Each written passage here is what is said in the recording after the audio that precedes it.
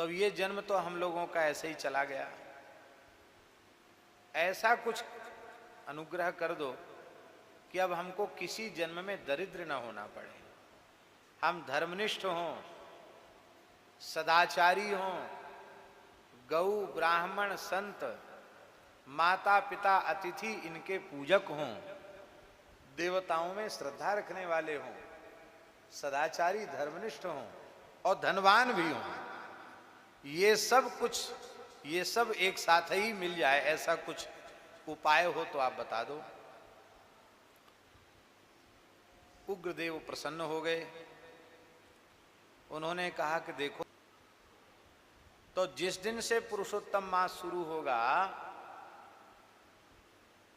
उसी दिन से तुम भगवान पुरुषोत्तम श्री राधा गोपाल के निमित्त दीपदान करना आरंभ कर देना। पुरुषोत्तम मास में दीपदान की बड़ी महिमा है।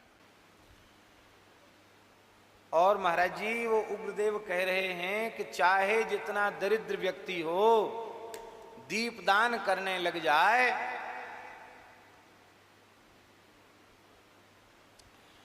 चाहे जितना दरिद्र व्यक्ति हो दीपदान करने लग जाए तो फिर उसकी दरिद्रता नहीं रह जाएगी। कान खोलकर सुन लो, कर्ज में परेशान हो, धंधा व्यापार नहीं चल रहा है, बड़ी परेशानी है बात बात में, तो इसी निमित्त तुलसी की सूखी लकड़ी को घी में डुबा करके और भगवान के सामने भारतीय वेद लक्षणा गाय का घी, प्रामाणिक रूप से गाय का घी हो, ऐसा घी आप दीपक जलाना शुरू कर दें भगवान के सामने। थोड़े दिन में सब संकट के बादल छट जाएंगे और बढ़िया समय आ जाएगा, ये पक्की बात है। इसलिए महाराज जी लिखा है कि रमा वृद्धि करम नृणाम, दीपदान से लक्ष्मी वृद्धि होती है। और विधि पूर्वक पुरुषोत्तम मास पर्यंत दीपदान कर दिया जाए तब तो क्या कहना है। वेदोक्त जितने कर्म हैं, वेदोक्त जितने दान हैं, वो सबका पुण्य एक साथ मिला दिया जाए और पुरुषोत्तम मास में एक बार श्रद्धा पूर्वक दीपदान कर दिया जाए तो पुरुषोत्तम मास के दीपदान के 16वें अंश की बराबरी वे सारे शुभ कर्म दान पुण्य आदि मिलकर नहीं कर सकते। इतनी महिमा इस महीने में दीपदान की है। संपूर्ण तीर्थों में स्नान कर ले, संपूर्ण शास्त्रों का मूल पारायण कर ले तो भी पुरुषोत्तम दीपस्य कलाम नारहंति षोडशी, पुरुषोत्तम मास में दीपदान की 16वीं कला की बराबरी नहीं होगी। सारे योग ज्ञान सांख्य तंत्र उनका अनुष्ठान कर ले, उससे जो पुण्य होगा उसका पुण्य और पुरुषोत्तम मास में दीपदान का पुण्य उसके 16वें अंश की बराबरी नहीं कर सकता। तप्त कृच्छ चांद्रायण आदि व्रत भी पुरुषोत्तम मास में किए गए दीपदान के 16वें अंश की बराबरी नहीं कर सकते। वेदों का अभ्यास, गया का श्राद्ध, गोमती का सेवन, ये भी पुरुषोत्तम दीप की 16वीं कला की बराबरी नहीं कर सकते। हजारों सूर्य ग्रहण, चंद्र ग्रहण, व्यतिपात, उनके समय जो दान पुण्य किया जाता है उसका पुण्य एक और पुरुषोत्तम मास में श्रद्धा पूर्वक किए गए दीपदान का पुण्य एक और 16वें अंश की बराबरी नहीं कर सकता है। महाराज कितने श्लोक हैं, कला नारहंति षोडशीम, कलाम नारहंति षोडशीम, बड़ी भारी महिमा। कुरुक्षेत्र, दंडकारण्य आदि सब पवित्र क्षेत्रों में घूम के आवे और पुरुषोत्तम मास में एक बार भी प्रेम से दीपदान कर ले तो भी उसकी बराबरी नहीं हो सकती। इसलिए हे मणिग्रीव,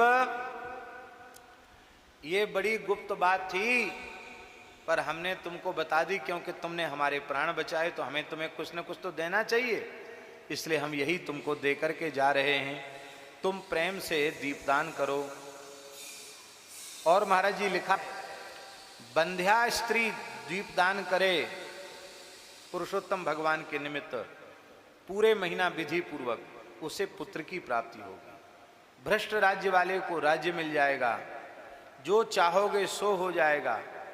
कोई विवाह के योग्य कन्या पूरे पुरुषोत्तम मास का व्रत करे और प्रतिदिन भगवान, ये भी लिखा है। विद्यार्थी को विद्या की प्राप्ति, सिद्धि की कामना वाले को सिद्धि की प्राप्ति, खजाना हमारा बढ़ जाए ऐसी किसी की इच्छा हो तो उसको खजाने की प्राप्ति, और जिसको कोई कामना न हो तो मोक्षार्थी मोक्ष मापनुयात्, मोक्षार्थी को मोक्ष मिल जाएगा, और मोक्ष भी नहीं चाहेगा तो कृष्ण प्रेम प्राप्त हो जाए, भगवान का प्रेम प्राप्त हो, धन्य अति धन्य हो जाए। इसलिए पवित्र होकर स्नान करके, पवित्र होकर के दीपदान करे, ऐसा कहकर के उग्र देव नाम के ऋषि तो चले गए। महर्षि वाल्मीकि कह रहे हैं दृढ़धन्वा से, चित्रबाहु से, अगस्त जी, महर्षि अगस्त जी कह रहे हैं चित्रबाहु से कि तुम पूर्व जन्म में मणिग्रीव थे, फिर तुमने पुरुषोत्तम मास आ गया और तुम दोनों ने बस और कुछ नहीं, सरोवर में स्नान करके इंगुदी के तेल का दीपक जला देते, थोड़ी देर जला देते, भगवान पुरुषोत्तम का स्मरण करके, उसी से देखो एक संत की सेवा, ब्राह्मण की सेवा बन गई और दीपदान हो गया। इतने से ही तुम्हारे सारे पाप नष्ट हो गए और तुमने बहुत लंबे समय तक स्वर्ग में पुण्य का भोग किया। तुम्हारे मन में धन वैभव संपत्ति की कामना थी, इसलिए तुम्हारा दूसरा जन्म हो गया और तुम बड़े प्रतापी राजा हुए चित्रबाहु नाम से। चंद्रकला जैसी तुम्हारी पत्नी हुई। ये सब पूर्व जन्म में किए गए इंगुदी तेल के भी दीपक से आपने भगवान को दीपदान किया, उसकी ये महिमा है। अकंटक राज्य सब कुछ अनुकूलता प्राप्त हो गई। फिर किम पुनः सर्पिषा दीपम तिल तैलेन वा पुनः यक करोति ह्यखंडम वै श्री मासे पुरुषोत्तमे। फिर कोई पुरुषोत्तम मास में अखंड दीप की स्थापना कर दे, दीपदान तो रोज करे ही, पर जिस दिन पुरुषोत्तम शुरू हो उसी दिन अखंड दीप की स्थापना करके अंतिम मास पर्यंत अखंड दीप चले, तब तो उसका कहना ही क्या है। बोलो भक्तवत्सल भगवान की।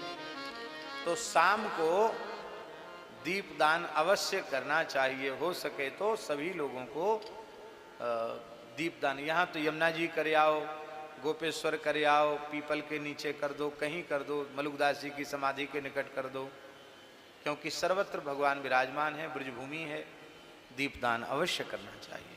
बोलो भक्तवत्सल भगवान की जय। जोगनी खुद हैं कबीर जी, जोगिया ठाकुर जी। हाँ,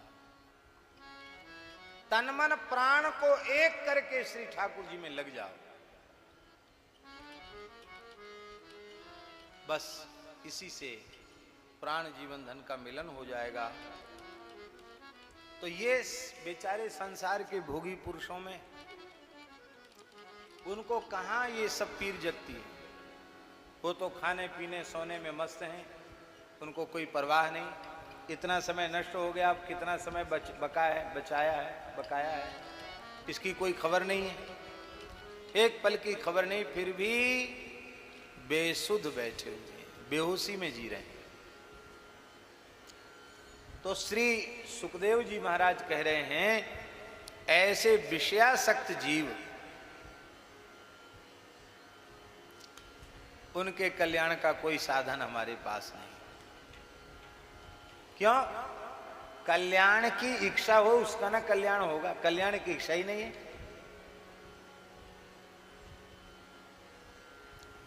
अपश्यता मात्म तत्वम गृहे सुगृह मेधिना। वे ग्रहासक्त पुरुष आत्म तत्व को तो पहचानते ही नहीं। इसलिए महाराज जी उपनिषद में लिखा है, आश्चर्यो वक्ता। भगवान के संबंध में कुछ भी कहने वाला व्यक्ति संसार का एक आश्चर्य है। उपनिषद में लिखी ये बात, वेद भगवान कह रहे हैं, आश्चर्यो वक्ता। वक्ता आश्चर्य है, और हम तो वक्ता नहीं, हम तो कहेंगे श्रोता भी आश्चर्य है। क्यों? पूरे विश्व की जनसंख्या वर्तमान में जो उपलब्ध विश्व है उसकी जनसंख्या कितनी है? 7 अरब से ऊपर है ना पूरे संसार की। अच्छा एक बात बताओ, इन 7 अरब में से कितने लोग कथा सुनने वाले, कथा के प्रेमी? 1 अरब भी होंगे?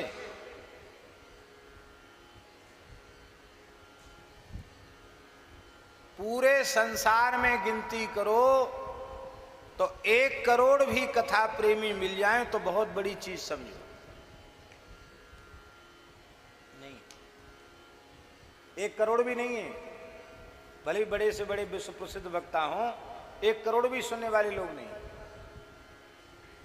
और सुनते हैं तो फिर हम निवेदन करते हैं जिस श्रद्धा से, जिस ईमानदारी से सुनना चाहिए उस ईमानदारी से नहीं सुनते।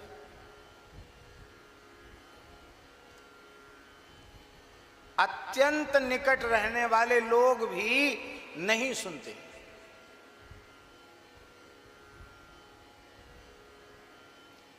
लेकिन उनके दुर्भाग्य पर कई बार हमको रोना आता है।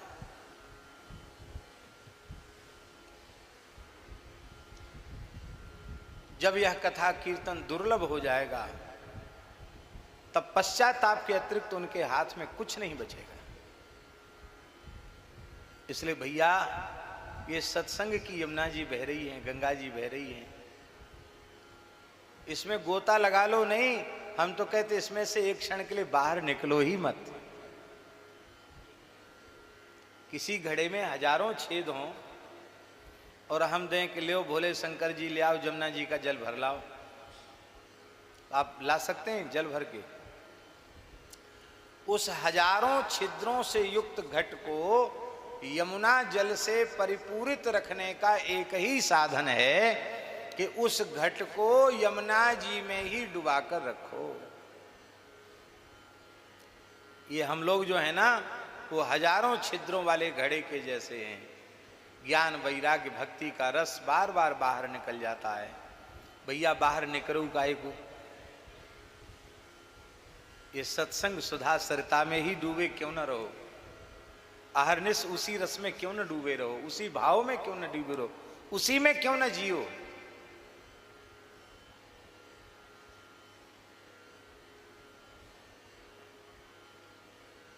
भगवान के संबंध में बताने वाला भी आश्चर्य, भगवान के संबंध में पूछने वाला भी आश्चर्य। जिज्ञासा का अभाव होने के कारण विषयी पुरुषों के कल्याण में संदेह बना रहता है। जिज्ञासा यदि उनके मन में उत्पन्न हो जाए उनके कल्याण में फिर संदेह नहीं है। कल्याण की जिज्ञासा, कल्याण की कामना जिस भाग्यशाली के मन में आ गई है उसे 3 साधन करने चाहिए। पहला साधन है सुनना। मन लगे या न लगे, स्वाद आवे या न आवे, सुनो। हमारे महाराज जी एक बड़ी प्यारी बात कहते थे, भक्तमाली जी महाराज। आपको अयोध्या जाना है,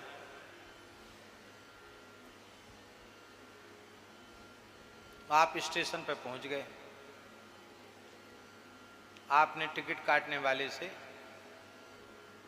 टिकट मांगी, पैसा दिया, टिकट मिल गया।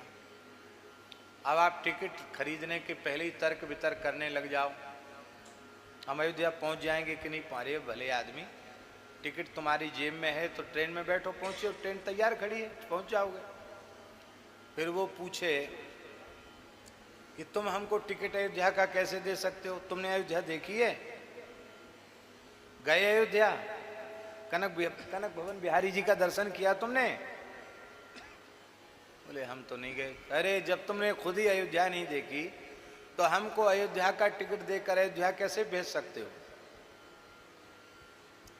ऐसा तर्क वितर्क करने वाला व्यक्ति न तो ट्रेन में चढ़ पाएगा, न टिकट ले पाएगा, न अयोध्या जी पहुंच पाएगा।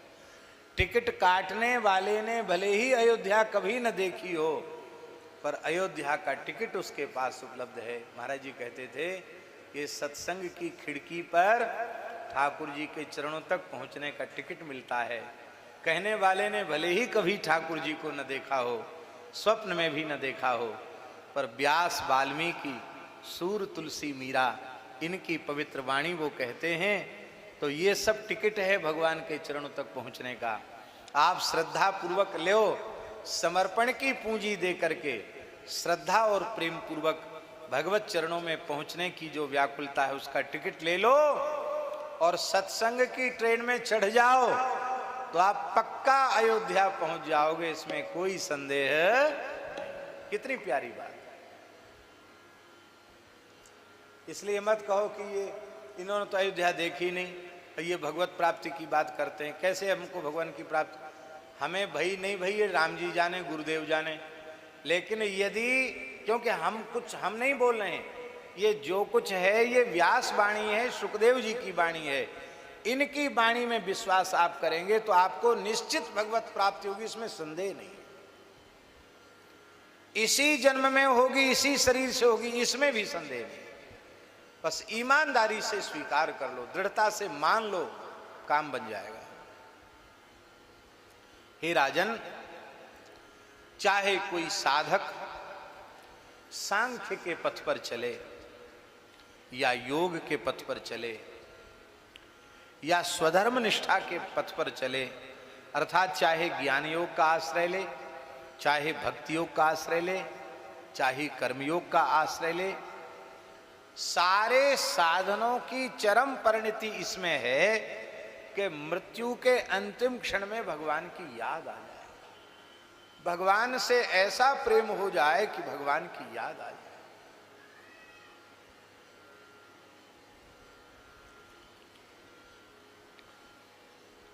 अभी 2-3 दिन पहले की घटना है।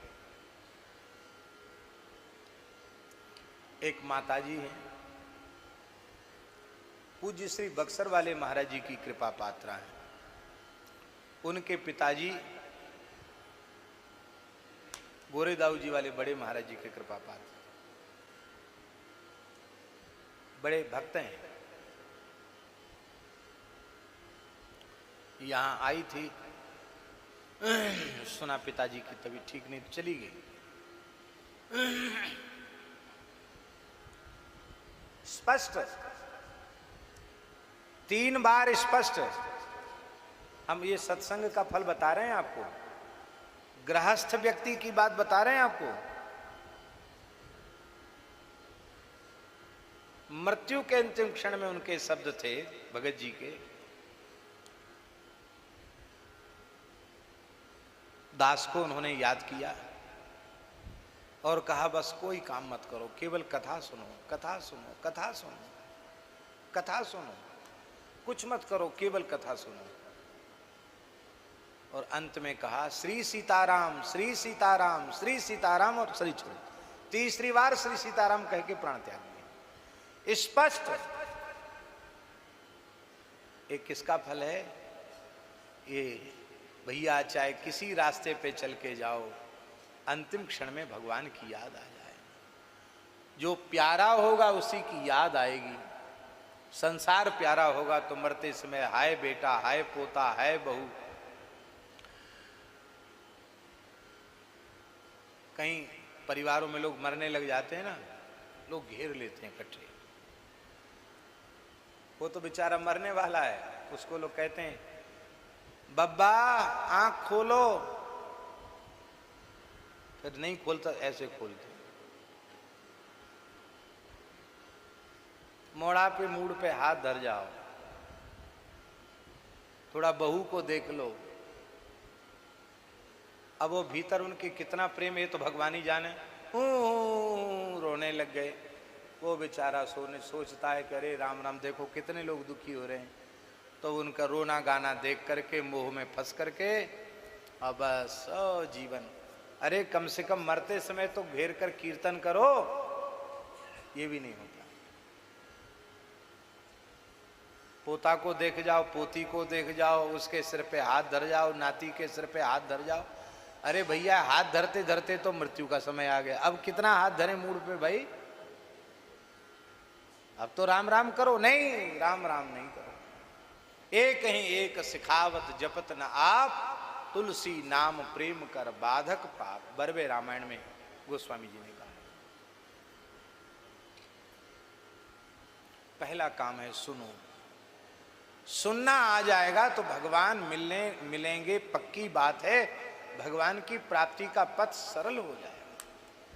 यदि हम एक वाक्य में भगवत प्राप्ति की बात कहें, वह एक वाक्य में भगवत प्राप्ति है श्रवण। श्रवण के बिना भगवत दर्शन की व्याकुलता जगती ही नहीं। श्रवण के बाद है कीर्तन। श्रोतव्यः कीर्तितव्यश्च। श्रवण करें, कीर्तन करें। इसके दो अर्थ हैं। एक अर्थ तो यह है कि श्रवण रूप साधन के पश्चात जो समय बचे उसमें कीर्तन करें। दूसरा अर्थ यह है कि श्रवण हमने किया, यह तभी माना जाएगा जब श्रवण के अनंतर कीर्तन होगा। 3 घंटे 4 घंटे कथा सुनी और कथा से जैसे ही उठे कैसा प्रपंच की, दुनियादारी की, परनिंदा पर चर्चा की बात करने लग गए, तो आपने कथा नहीं सुनी।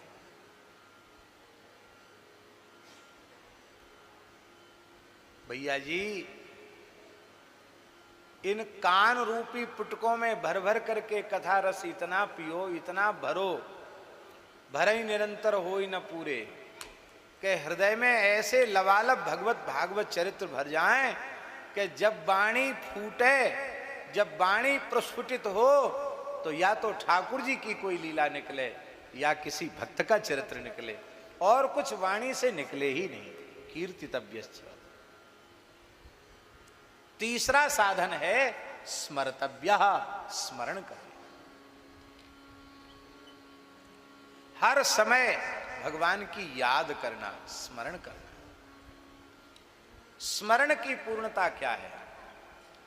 सब में भगवान को देखना, इसी को स्मरण कहा गया। क्योंकि जब तक हम सब में भगवान को नहीं देखेंगे, तब तक स्मरण में बारंबार बाधा उत्पन्न होती रहेगी। आप भजन कर रहे हैं, राम राम राम राम राम राम राम राम राम राम, कुत्ता आया सामने, तो हमारे मन ने, हमारी बुद्धि ने, हमारी आंख ने कहा ये कुत्ता है। इसका मतलब क्या हुआ कि राम जी भूल गए और कुत्ता स्मृति में आ गया।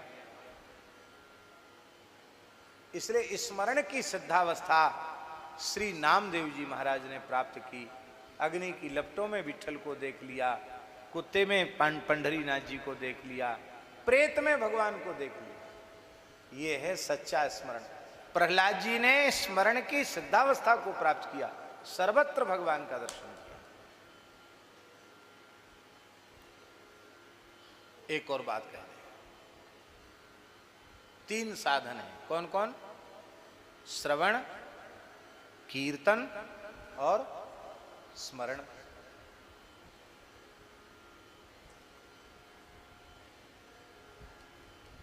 उत्तम भक्त प्राप्त हो जाए, वक्ता प्राप्त हो जाए तो सुनो।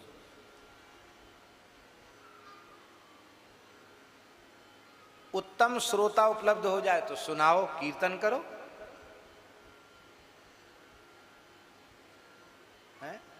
वक्तरि सति शृण्वन्ति और श्रोतरि सति कीर्तयन्ति और उभयाभावे सति स्मरन्ति।